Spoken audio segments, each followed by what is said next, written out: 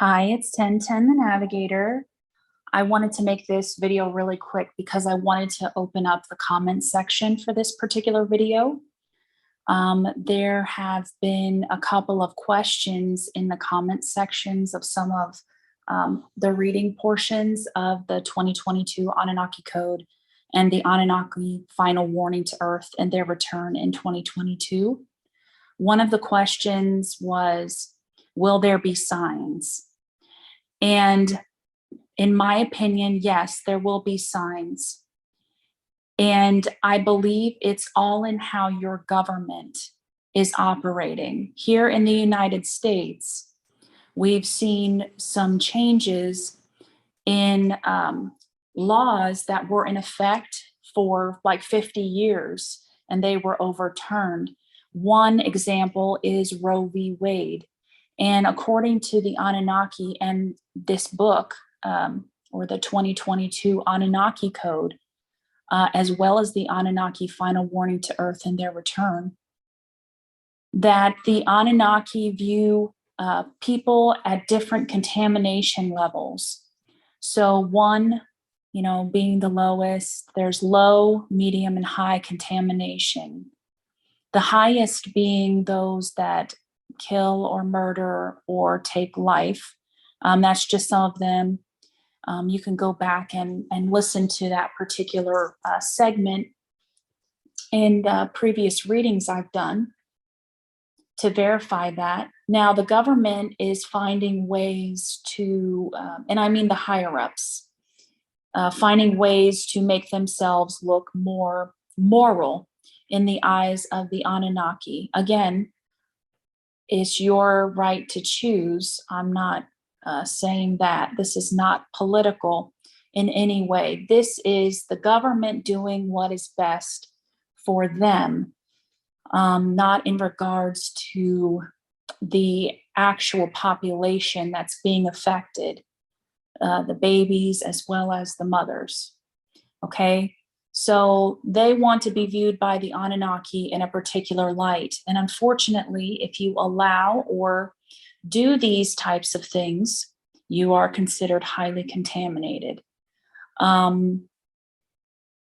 If you look at how the government is also pushing vegetarian and vegan lifestyles, according to the Anunnaki, you cannot eat meat. So we're seeing a push in this direction, at least here in America. I don't know about other countries. I can't speak for that.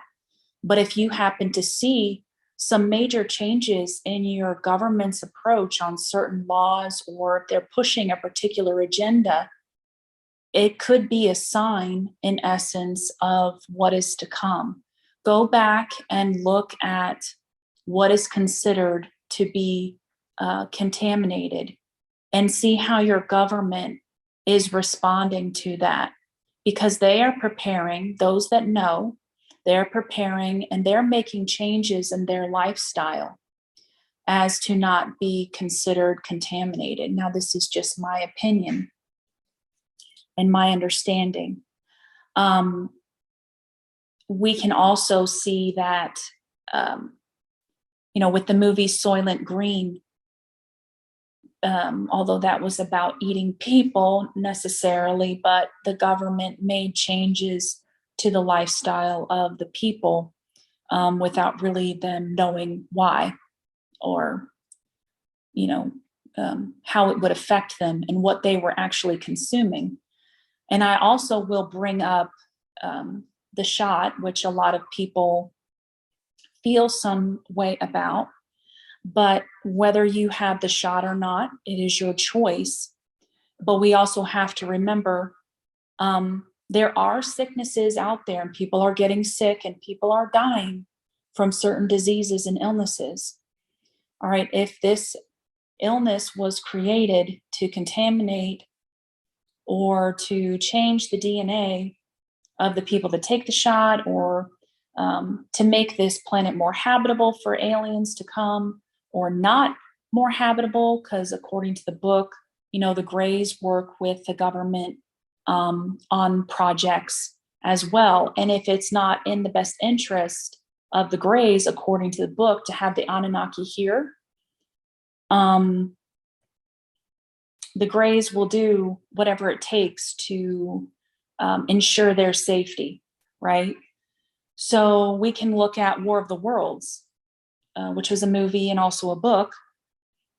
And it talks about how the common cold killed off an alien race and the human population won. So we could be looking at that as well. You inflict the public with a disease, and those who lose their life, it's kind of like, well, it's worth the risk in their eyes, you know, instead of losing the entire population. And these are just some ideas. If you have different thoughts on that, please let me know. I'd be interested to hear them, or to read them, not hear them, but to see them in the comments. And if you're from a different country, I'm really interested to hear if you have similar things where you're like, well, why is the government doing that now? That's weird. It could be a sign. So regardless if you think it, you know, may or may not be, how is your government preparing for this? The United States government has documents out there. As the last video I just posted about the Anunnaki final warning to Earth talks about the different documents that can be located. In fact, if there is an alien, war, if there's an alien or extraterrestrial race that comes here that shouldn't be, things of that nature, they have protocol in place. So obviously know that there is a potential for that to happen. And we can also see, and I'll bring up the book of Revelation, in the end, in essence, an alien species is going to come to our planet and come in the form of a cube, as their ship or whatever it is, and call it the New Jerusalem. You can call it whatever you want. That's extraterrestrial. They're not from this particular planet. So we're seeing signs of that nature. And I also want to bring up, in the Bible, they always talk about an increase in knowledge, and that too, but not in the way maybe that others think it is. Because if you have too much information, which it could in essence be that that's the word that was what it was originally intended to be. If there's too much knowledge available to the people, and you think about the World Wide Web and different documents, I mean, people can say whatever they want to say. I'm here talking to you right now, saying what I think and what I feel. Doesn't mean that I'm right. It means that this is based upon my understanding and my knowledge that I have. Same, you could have different knowledge or understanding of the same topic, but there's so much information out there that people are becoming overwhelmed with it, and they don't know which way is up anymore. So to keep your mind in confusion is another really good way to look at it as well. What is the truth? What are we looking at here? Okay, so we know that there is an advanced alien threat. So when is it going to happen? And this book tells us it's going to happen at the end of this year. So we're just going to have to wait and see if this book is correct or not.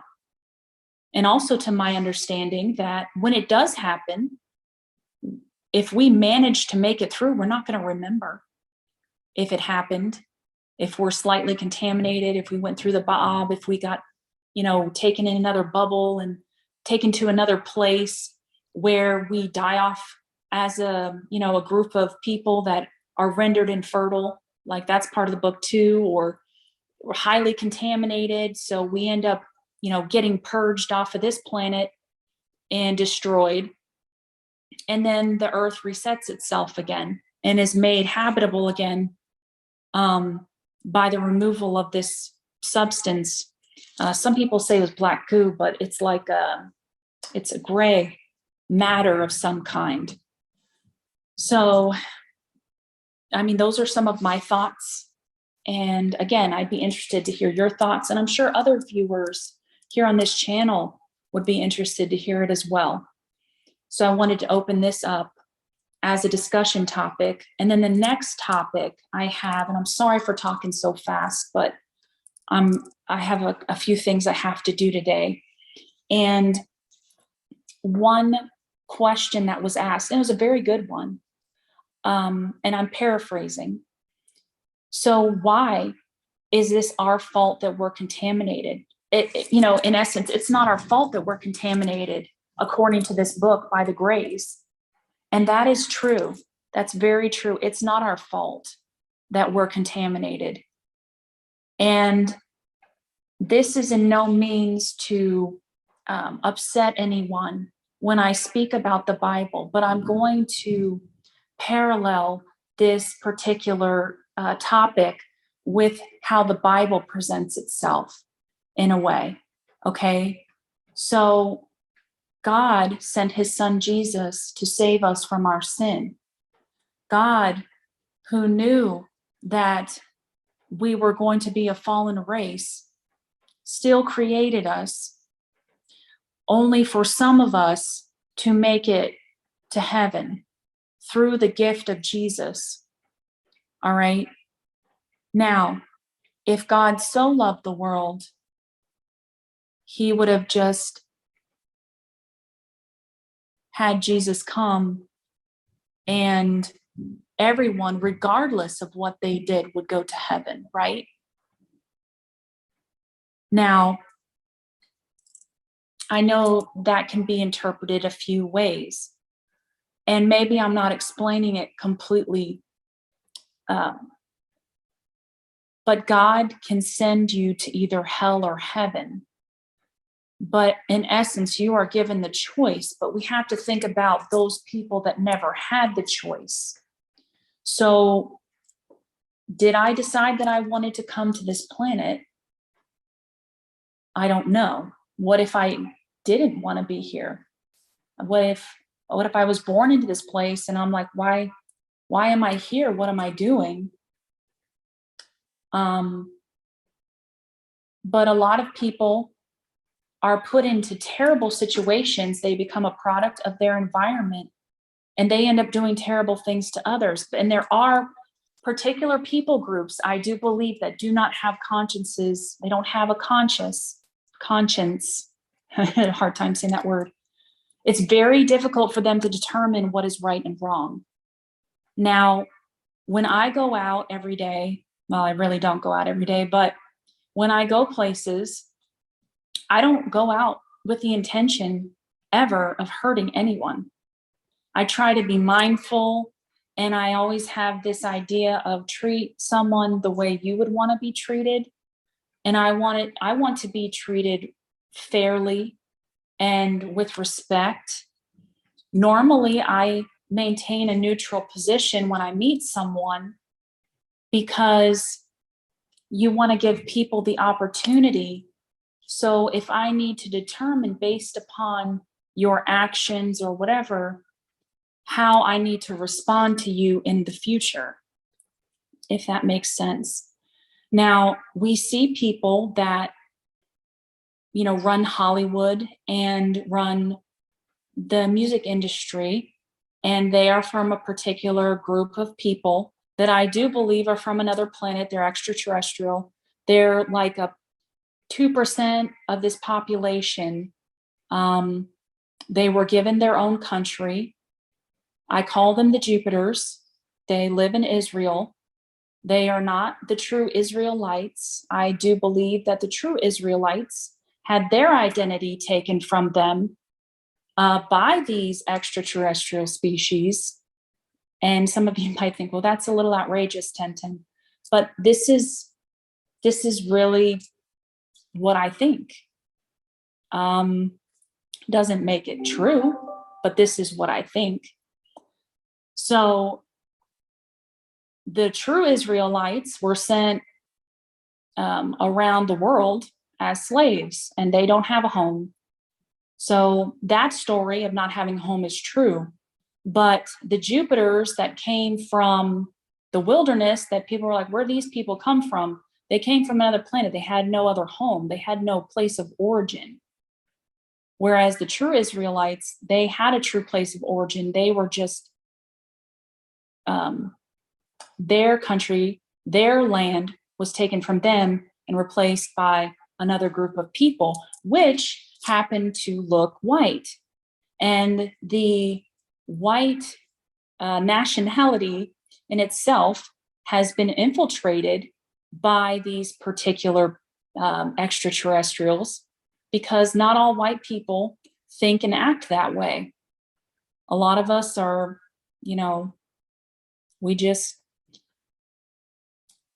we're here, we work, we appreciate people, we don't require world domination.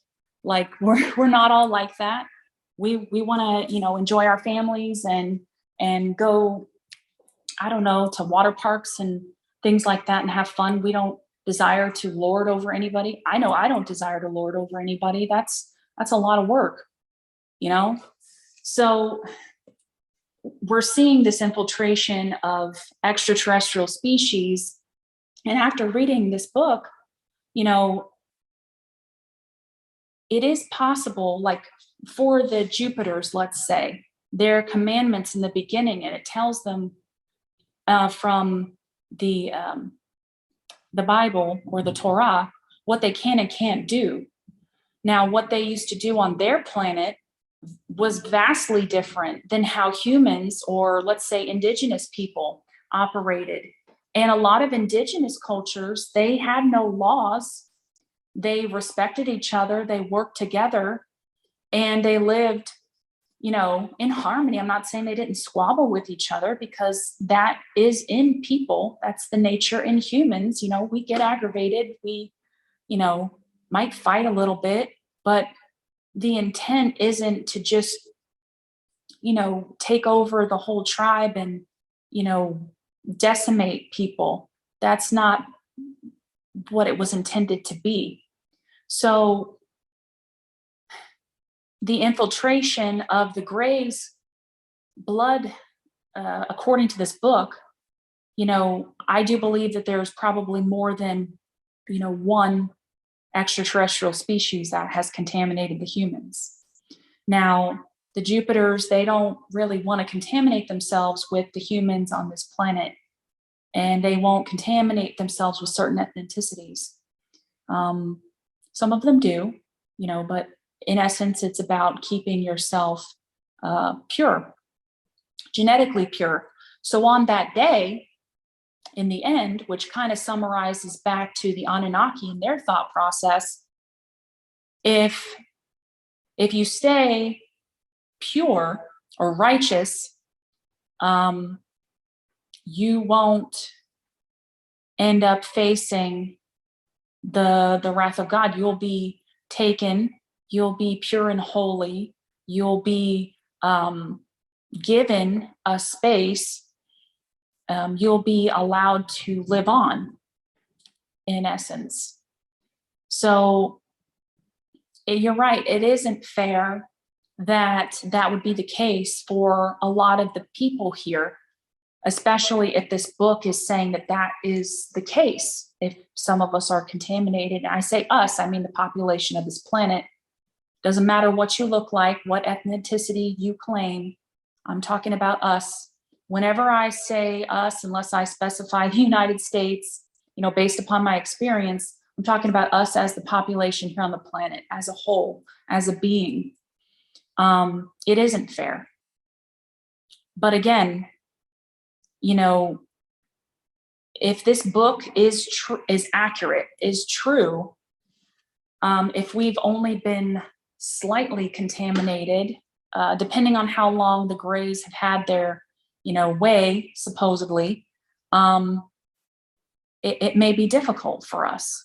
Now, I've had this thought process, and it's a little bit out there, and I'll say it. Some people are very deterred by other races and things of that, other ethnicities, I should say. Because when someone says that there's the human race, I really do believe there's just a human race, and then there's extraterrestrial races here. Now, there's different ethnicities, but I think that you're going to be genetically drawn, regardless of what the person looks like physically. Now, some of us have been taught that we should only be with certain people. If that's what you want to be with, then that's your choice. But if you meet someone and they're genetically, they look different, they just look different than you, but you may share the same DNA, and you may be looking at each other like, oh, this is self-preservation in essence. And we have to look at that as a whole species here on this planet.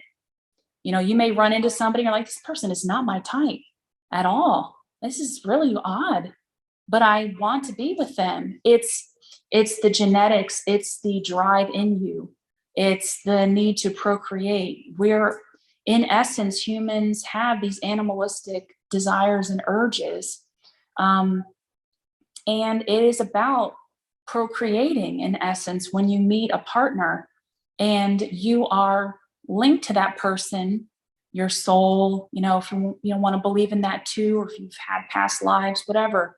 But the raw basics is like, this person looks different to me, maybe doesn't look so different to me, but there's something about them and you can't quite figure it out. It's the genetic aspect. It's the preservation of the human species itself. And I'm saying, regardless of how you look on the outside, if you're a man or a woman and you see a man or a woman, you can genetically reproduce with each other. What a connection where people would normally look and say, this is odd. You know, this, you should stay to your kind. Well, what if they are staying to their kind? The human kind. It's just something to think about. Doesn't mean you can't have your preference. I'm not saying that either.